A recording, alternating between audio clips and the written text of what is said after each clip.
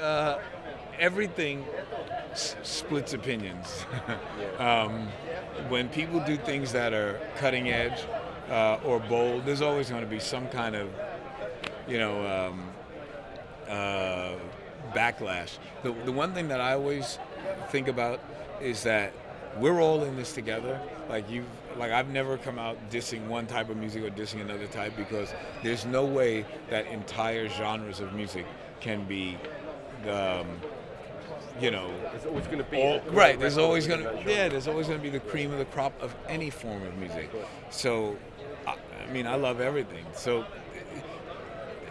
anybody can dislike Daft Punk's record. It's fine. I mean, if you don't like it, you don't like it.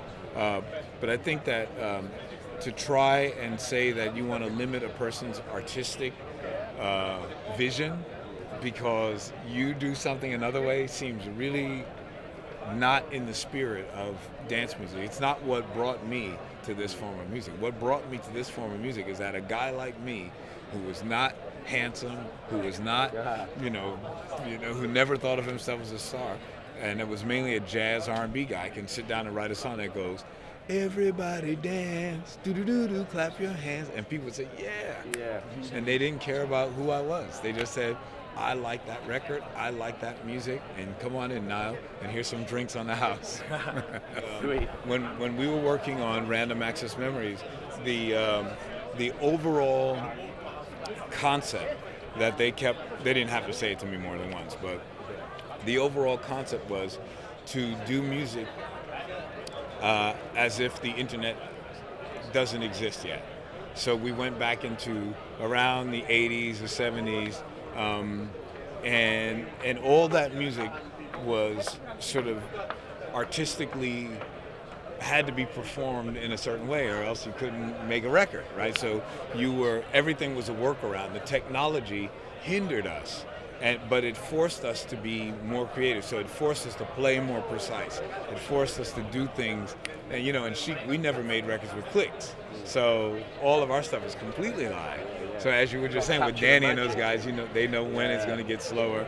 Um, so when we were making this record, that was always my underlying message was, I got to be precise. I got to play it the same way we used to play, but it's also got a groove. It's got to have spirit. It's got to have passion. It's got to have a beginning, a middle, and an end. We're on a journey to make a dance track that's got life. Exactly. And I love the fact that, was you're an going to incredible give life album. back to music. Yeah, I hate to say this kind of stuff because it shows how vulnerable I am, but maybe it's a good thing. The last time I remember being at a club and actually having tears come out of my face was Timmy Regisford was spinning, and it was about 8 o'clock in the morning, and what made me cry was I saw a woman, and she was dancing all by herself, and she was having more fun than I had. It was so. It was the most. I mean, I'm getting welled up now. It was one of the most beautiful things I had ever seen. She was just in her own world. And Timmy, what had happened is that Timmy called me because he wanted me to see how people were responding to his mix of, I don't know what it was. I don't know, it's one of my songs. I don't remember. I think it was "I Want Your Love" or something like that. And he just had a beat. He had a part where he'd break down, and actually he was cutting the volume and letting the people sing the song. And he had it worked out in such a way where they could actually go a long time, and he'd come right back in on the beat, and they were right there with him. And I was like watching that, and my eyes were fixed on this one woman. She was beautiful. She was a little bit older. When I say older, he was younger than me, but older than the normal crowd. And it just made me realize that dance music, and maybe disco in particular, but certainly dance music, all dance music, house, because Timmy at that time was mainly playing house and disco. It's just so spiritually moving, and it's changed my life. The fact that I moved into this art form and this way of expression, and the fact that it touches so many people, I got to tell you, I would have never believed that when I first started out playing music, that there would come a time in my life where I could walk on stage and play for 3 or 4 hours of my songs and never ever have to play a song that I didn't do. It's like I can be out there for 4 hours and say, oh, and by the way, I can play another 4 hours. Back in the day, and you were dealing with vinyl and you were dealing with live records that were not, fixed to an absolute tempo. There was more of a relationship with the turntable and more of a relationship with connecting spiritually to the crowd, and also because in those days only a handful of DJs actually had real followings. So mainly the club was known for a certain thing, and the DJs would have to read who was in the room. So on that level, it's we don't have quite the same relationship to the vinyl, and the fact that the turntables, if somebody hits the DJ booth, is going to scratch the record and all that sort of thing.